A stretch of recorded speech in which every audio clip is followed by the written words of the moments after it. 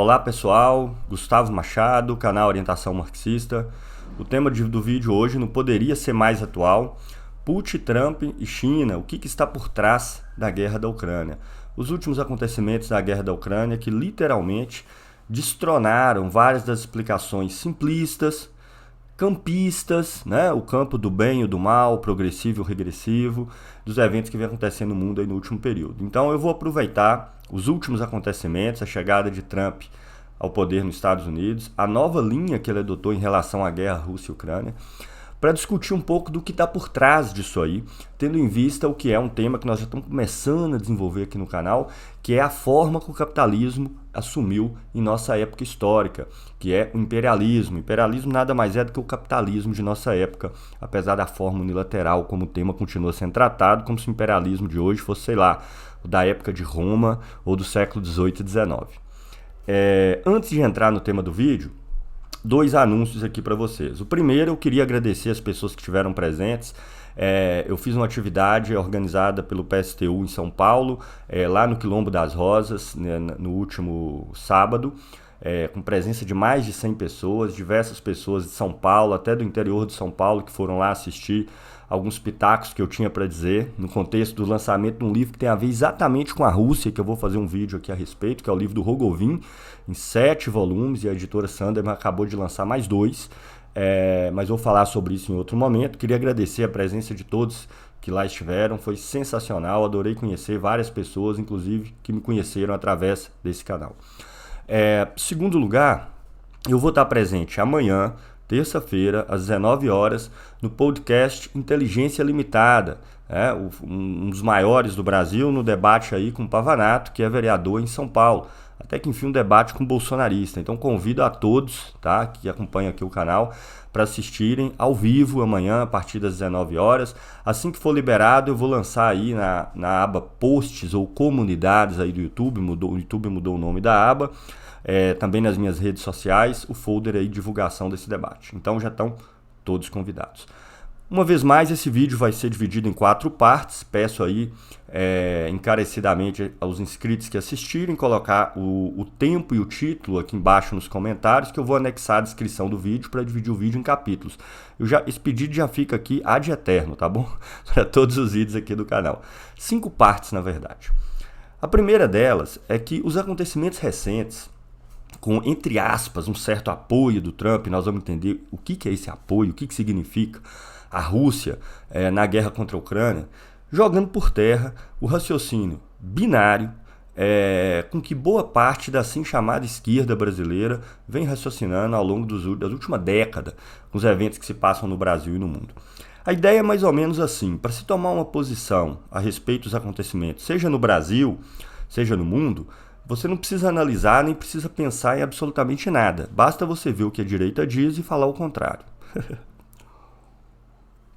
Então eu já tenho vídeos aqui no canal, vou colocar na descrição, onde eu discuto um pouco os interesses da Rússia por trás da invasão na Ucrânia, que não teve nada que ver com a OTAN, absolutamente nada que ver com a OTAN, embora isso seja uma preocupação real da Rússia, e legítima nesse caso, e que desde o início eu vinha dizendo que a gente tinha que tomar uma posição incondicional em favor da população ucraniana, em particular da classe trabalhadora ucraniana, que foi ela que foi invadida, né, na luta contra a dominação e ocupação russa, o que não significa apoiar a OTAN e os Estados Unidos, muito embora sabemos, OTAN e Estados Unidos instrumentalizaram a guerra em função dos seus interesses específicos, que nós vamos discutir aqui.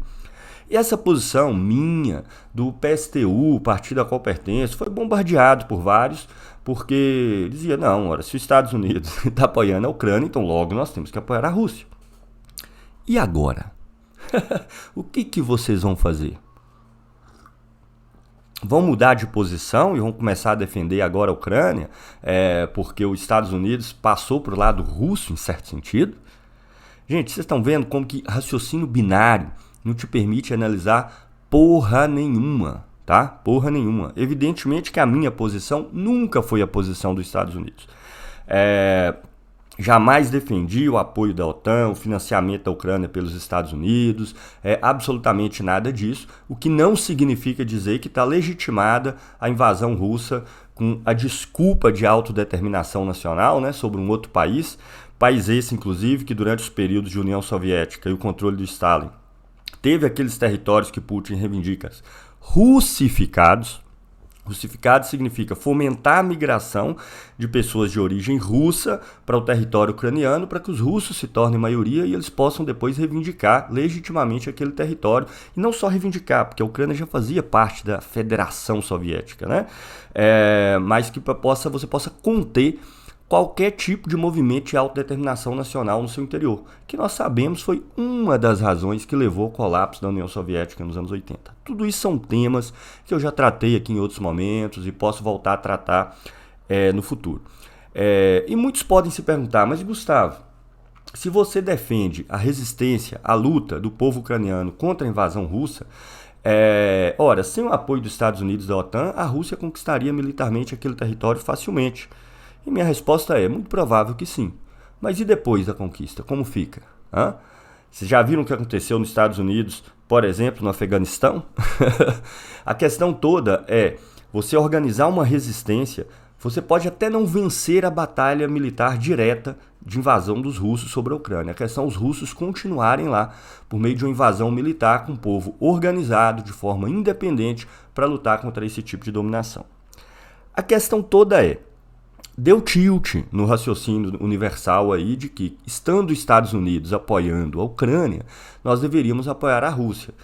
E eu vou explicar para vocês os interesses que estão por trás, tanto da estratégia que o Biden adotou, os democratas nos Estados Unidos, durante a invasão, como a que o Trump está adotando agora. E vocês vão entender que, ainda que as táticas sejam distintas, os interesses tanto do Biden como do Trump são os mesmos, tá? E está ligado a disputa imperialista mundial. Então nós vamos ao primeiro ponto aqui desse vídeo, tá? Que é, digamos assim, uma introdução à questão das estratégias dos Estados Unidos com relação à Ucrânia, tá bom? Então, primeira coisa, que vocês não vão entender nada do que está acontecendo no mundo hoje, absolutamente nada, sem entender que existe uma disputa hoje no sistema capitalista mundial entre Estados Unidos e China, com a ascensão da China enquanto uma potência imperialista no mundo. Essa disputa está colocada e ela mudou radicalmente a linha dos Estados Unidos, e a gente pode ver aí a hipocrisia tanto de liberais quanto conservadores, que no Brasil, por exemplo, são majoritariamente apoiadores dos Estados Unidos. Tem que escolher um lado nessa guerra entre capitais, né? Eu não acredito que nós temos que escolher lado nenhum, mas a questão é que a ascensão da China ela é inquestionável. Eu já procurei mostrar aqui que não é verdade que a China está para superar os Estados Unidos. Os Estados Unidos ainda tem uma gordura razoável em relação à China. Mas a China hoje tem um capital, não é o PIB não, é o capital das empresas sediadas na China. Muito superior ao do Japão, muito superior ao da Alemanha, da França, Europa em franca e acentuada decadência, Japão em franca e acentuada decadência. E só as maiores empresas chinesas hoje são cerca de 3 vezes maior do que as japonesas, 4 vezes maior do que as maiores empresas alemãs, 5 vezes maior que as maiores empresas francesas. Provavelmente mais, porque o estudo que a gente fez aí das 500 maiores empresas não pega aquelas de capital fechado que não tem dado divulgado. E na China tem muita empresa de capital fechado, por causa de uma estratégia do governo chinês de tentativa de controlar minimamente o direcionamento dos capitais, que coloca a matriz como capital fechado e as subsidiárias como capital aberto, com as ações negociadas aí no mercado financeiro. Também é um tema para outro carnaval, tá? Mas por que eu falo que isso revela a hipocrisia dos defensores dos Estados Unidos? Porque durante décadas, os Estados Unidos sempre defendeu o mais amplo livre mercado. As menores tarifas possíveis, batalhou, usou da sua influência militar, econômica, por meio dos aparatos globais, institucionais, como ONU, Organização Mundial do Comércio, para reduzir tarifas. Por quê? Porque sendo os Estados Unidos a principal potência capitalista mundial, estando nos Estados Unidos e seus aliados ali, os principais países europeus, o Japão, tendo eles o controle tecnológico e do capital de todos os principais ramos de produção, principalmente aqueles de alto valor agregado, o livre mercado os favorece. Ora, a disputa regra geral, a disputa de empresas americanas, alemãs, francesas, japonesas contra tentativas de criação de empresas brasileiras, mexicanas, indianas, egípcias e etc., as empresas do eixo norte-americano saem claramente em vantagem, porque tem tecnologias superiores e um capital muito maior, o capital concentrado, mundial, concentrado e centralizado nesses países, conseguindo, portanto, vender seus produtos a um preço muito mais baixo e dinamitando assim qualquer tentativa de se esboçar um desenvolvimento industrial por parte de países como o Brasil. Tá? Acontece que a situação deu uma invertida. É verdade que em algumas áreas os Estados Unidos ainda tem não só mais capital, mas um controle tecnológico muito superior à China. Né? Em chips de computador, é um exemplo. Na parte de indústria digital ainda, apesar da DeepSeek, e algumas áreas, mas na maior parte dos ramos de produção, a China hoje tem um capital muito mais produtivo. Tá? Tanto pela produção em larguíssima escala, você pega siderurgias na China com dezenas de milhares de trabalhadores numa única unidade produtiva. Produção siderúrgica da China é muito superior, de infraestrutura então nem se fala, não tem como comparar. Estão na frente internet 5G, produção de bateria, de carros elétricos e por aí vai, uma longa lista. Ainda que, nesse momento, o capital centralizado nas empresas americanas seja maior que o chinês. É por isso que nem Trump e nem Biden apostam mais em livre mercado. Eles querem agora, pela força, conter a China. Acontece que, no caso do Biden, e eu quero destacar que o Biden não passou a taxar menos a China em relação ao Trump no mandato anterior, não, e sim mais. Você deve ter uma lista de 75 produtos escolhidos a dedo pelo governo do Biden, onde a China sofreu taxação de 100%, para literalmente bloquear a entrada desses produtos no interior da China, e com a ideia de um projeto de desenvolvimento para ganhar independência em certos ramos da chamada cadeia de suprimentos, para que os Estados Unidos possa futuramente também taxar a China e não depender mais da compra de mercadorias chinesas. Sem falar o bloqueio do avanço de capital chinês em vários lugares do mundo. Né? E por aí vai. Só que a estratégia do Biden, com relação, e aí nós vamos ao nosso segundo ponto, então fechando esse primeiro, tá? Durante décadas, quando os Estados Unidos tinham um capital mais produtivo, com a técnica mais avançada em quase todos os ramos de produção, eles defendiam a abertura do mercado, o livre comércio, o livre fluxo para o capital americano se expandir pelo mundo, se instalar em todos os países do mundo, transferindo seus excedentes para dentro dos Estados Unidos. Possibilitando assim aos Estados Unidos, que há décadas tem déficit comercial, compra do exterior mais do que recebe, do que vende, consiga tapar aí a sua chamada balança de pagamento só com migração sem troca nenhuma de capital excedente das empresas deles instaladas pelo mundo inteiro. Com essa ascensão da China em ramos-chave, essa estratégia que era a correta, a certa para os Estados Unidos ao longo de tanto tempo, agora ela não pode mais ser utilizada. Você tem, por meios extraeconômicos, por meio da intervenção direta, bloquear o avanço do capital chinês no mundo. Essa é a estratégia dos Estados Unidos. Acontece que Biden teve a seguinte estratégia, nós vamos ao nosso segundo ponto, no que diz respeito à guerra Rússia-Ucrânia. A Rússia sempre foi um país meio que no meio do caminho. Com a queda da União Soviética, a produção russa foi completamente destruída, quase toda ocupada por capital de origem europeu e norte-americano. Praticamente não se produz nada na Rússia hoje que não seja commodities e equipamentos militares. A Rússia hoje é completamente dependente desses capitais ocidentais, originados no assim chamado Ocidente, né, no mundo inteiro. Mas Putin fez uma inflexão aí. A ambição dele, a sua orientação sempre foi o czarismo e mesmo o período de Stalin na União Soviética. Ele tem repúdio à Revolução Russa 17, tá? Mas o que fez Stalin depois, não. Ou seja, quer constituir um império russo no sentido antigo da palavra, considerando que Cazaquistão, Ucrânia, Lituânia, aqueles países todos ali são, por natureza, tá, subordinados aos russos e reconstituir assim a grande Rússia que historicamente, principalmente no século XVIII, mas em partes até o início do século XX, era uma potência no mundo inteiro. E depois, em partes, por meio da União Soviética também. Esse é o objetivo do Putin. Então ele passou a agir com certo grau de independência em relação aos países ocidentais, aos Estados Unidos e Europa. que tinham seus capitais instalados na Rússia, só que a Rússia tem um trunfo a seu favor. A Rússia também depende fundamentalmente de exportação de commodities como o Brasil. Só que tem um detalhe, a Rússia nesse caso é um Brasil turbinado, porque a Rússia é como se fosse um Brasil que tivesse 4 ou 5 Petrobras dentro do Brasil. Tá?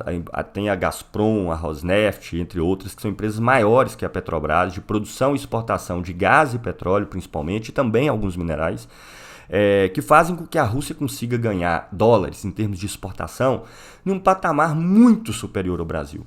Isso permite financiar o Estado russo, permite financiar a sua indústria de guerra, que ainda que dependa de muitos componentes do Ocidente, da Europa e dos Estados Unidos, tem uma potência militar que só está atrás dos Estados Unidos, e fazer reservas internacionais volumosas, manter um exército com mais de 1 milhão de pessoas e por aí vai. A aposta do Biden, quando o Putin invade a Ucrânia, foi derrubar o Putin. O Biden eles nunca estiveram nem aí para a Ucrânia. Tá? Inclusive se cogitou, quando teve vários levantes e rebeliões na Ucrânia, muito contraditórios, não vou entrar aqui sobre isso, lá em 14 por aí, se cogitou a possibilidade da Ucrânia entrar na OTAN, mas rapidamente isso foi esquecido, porque ninguém na OTAN tinha interesse de defender a Ucrânia.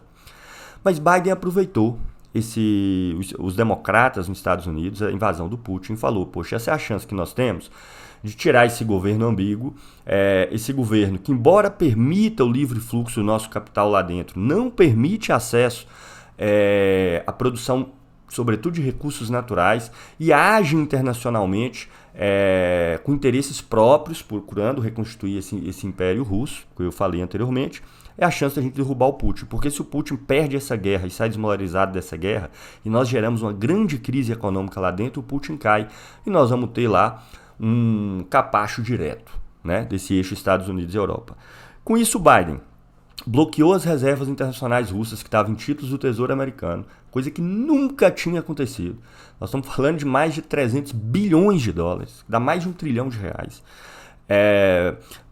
Bloqueou a venda de produtos oriundos das empresas americanas para a Rússia, e não só das americanas, tá? Se você pegar tipo a Embraer no Brasil, é uma empresa brasileira, mas ela compra componentes de empresas americanas. Então, por essa via, você veta a Embraer, por exemplo, de vender para a Rússia. E armou até os dentes com equipamentos militares, fornecimento de apoio técnico à Ucrânia, com a aposta de que venceria a Rússia facilmente e com isso levaria à queda do Putin e colocaria lá dentro um aliado muito mais confiável, com muito menos independência do que o Putin, tá? Essa foi a estratégia do Biden. Acontece que o tiro saiu pela culatra. E aí entra exatamente a disputa imperialista mundial que está dada hoje entre Estados Unidos e China. Todo o espaço do mercado, que era então ocupado por Estados Unidos e Europa, principalmente Europa, no interior da Rússia, e que essas vias foram fechadas com a proibição de vendas para a Rússia, com o fechamento das empresas lá dentro, aconteceram várias, algumas não fecharam, mas tiveram que mudar a pessoa jurídica, foram vendidas para pessoas russas por valores simbólicos, na esperança de ser recuperada depois. Todo esse espaço foi ocupado pela China. Vou dar só um exemplo aqui para vocês, né? Para não dizer, olha, alguns exemplos. A venda de equipamentos militares, os chineses tinham esses equipamentos e passaram a vender para a China no lugar do Ocidente. Cadeia de suprimentos da indústria de gás e petróleo, inclusive chegou a dar problema em alguns gasodutos, porque não tinha possibilidade de dar manutenção, esses equipamentos passaram a ser vendidos pela China. O novo tráfico de gás, que já se investia há muito tempo entre Rússia e Alemanha, foi cancelada, se começou a construir um gasoduto e esse gás passou a ser vendido para a China, para não falar do petróleo, e a demanda de petróleo da China é muito grande ainda. Eles precisam importar muito petróleo, passou a se comprar dos russos. E o capital chinês passou a ocupar esse espaço lá dentro. Por exemplo, as montadoras de automóveis russas, que eram quase todas europeias e algumas americanas, pararam a sua produção depois do início da guerra. E esse mercado, embora ele tenha caído, era de mais de 2 milhões de veículos, está em pouco mais de 1 milhão agora, ele é hoje mais de 50% ocupado por montadoras chinesas. Tá? As montadoras chinesas se aproveitaram e o capital chinês passou a ser exportado para dentro da Rússia. Olha a situação que ficou. E militarmente, com esse apoio, não apenas a Rússia segurou o seu PIB, né, por assim dizer, não entrou em crise, nem em colapso, nenhuma situação econômica mais drástica, até cresceu na média desde o início da guerra, como militarmente a Rússia já vence a guerra com enorme vantagem. Olha a situação que os Estados Unidos se encontra. A Rússia, ao vencer a guerra, eles não derrotaram Putin como queria, mas a grande tragédia para os Estados Unidos e a Europa não é essa. A grande tragédia é que, terminada a guerra, o Putin não apenas venceu, como esse mercado enorme russo, de quase 200 milhões de pessoas, já foi entregue por essa via, pela estratégia adotada pelos Estados Unidos, foi entregue predominantemente ao capital chinês. A China consegue uma expansão da exportação do seu capital para o mundo. Em um dos países chaves, em um dos países com maior população, com mercado consumidor altamente significativo. E o resultado da guerra é um desastre completo para os Estados Unidos. Por isso, vamos ao nosso terceiro ponto. Qual que é a aposta do Trump, gente? Qual que é a aposta do Trump? A aposta do Trump agora, e que faz muito sentido, tendo em vista os interesses de dominação dos Estados Unidos e o contexto atual, estando claro que a Ucrânia não vai vencer a guerra, tá? Estando claro a possibilidade de vitória russa e a tragédia da ocupação do país pelo capital chinês, o Trump agora quer recuperar a situação, selando aí um acordo de paz, capitulando nas entregas dos territórios que a Rússia reivindica, provavelmente assinando algum tratado garantindo que a Ucrânia não vai entrar na OTAN e nada parecido, mas o que ele quer negociar mesmo não é nada relacionado ao povo ucraniano. Não é nada relacionado à soberania nacional da Ucrânia e ao massacre que foi feito pela população ucraniana no momento. O Trump está se lixando para isso, como o Biden estava. Só que o que ele quer agora é negociar, com certeza, com Putin, uma recuperação do espaço que foi perdido, sobretudo pelos Estados Unidos, porque com toda a decadência europeia, o Trump parte da guerra imperialista agora numa disputa direta dos Estados Unidos, com menos mediação da Europa e do Japão. Então ele quer negociar diretamente com a Rússia para que uma nova inflexão seja adotada, a expansão do capital lá dentro, seja capital chinês, seja contida e até refreada, e os Estados Unidos possa recuperar e até expandir o seu espaço lá dentro em termos de venda de mercadorias, em termos de empresas dos Estados Unidos atuando lá dentro. Vocês podem ter certeza absoluta que o que está na mesa de negociação agora entre Rússia e Estados Unidos não tem nada a ver com a situação da Ucrânia, mas tem a ver com a situação do capital americano dentro da Rússia. Tanto é que a gente sabe, o Zelensky sequer foi convidado para as reuniões de negociação. Mas o Zelensky é um governador incompetente, ilegítimo, ok. Então, escolhesse outros representantes para a Ucrânia. Eles nem existem, né? Daqui uns dias acho que vai sair uma reportagem do Trump dizendo que o legítimo representante da Ucrânia nas negociações é o Putin. Com isso, o Trump quer ganhar, primeiro, como já foi amplamente divulgado e foi dito explicitamente pelo próprio Trump, acesso aos recursos naturais ucranianos, principalmente as chamadas terras raras, ligadas a novos minerais que estão ligados às tecnologias que estão sendo produzidas agora, como o lítio, entre outros. Eles querem acesso direto a esses recursos como pagamento pelos gastos que os Estados Unidos teve na guerra da Ucrânia no passado, e eles querem recuperar o espaço do capital americano dentro da Rússia, impedindo assim a expansão da China lá dentro. A grande estratégia do Trump na sua guerra de tarifas, não vou entrar em detalhes sobre isso aqui, é gerar uma crise de superprodução dentro da China. Isso é muito importante, tá? Que vocês reflitam, pensam sobre isso. Ora, hoje, pela via do livre mercado, como a gente perde, né? Os Estados Unidos aqui, de maneira ilustrativa, como os Estados Unidos perde a disputa com a China no interior do mercado capitalista global, mas ele pode evitar essa extensão chinesa, e essa é a tentativa, gerando uma crise de enormes dimensões, uma crise capitalista dentro da China. Eles querem gerar essa crise de superprodução, tanto vetando a expansão do capital chinês pelo mundo, por meio da exportação de capitais, da instalação de unidades de produção chinesa em outros lugares do mundo, como reduzindo a escala em que os produtos chineses são demandados no mundo, sobretudo os produtos da indústria de base, metalurgia, etc., que hoje a China é responsável por fornecer para a maior parte do mercado mundial. Então, essa é a estratégia do Trump.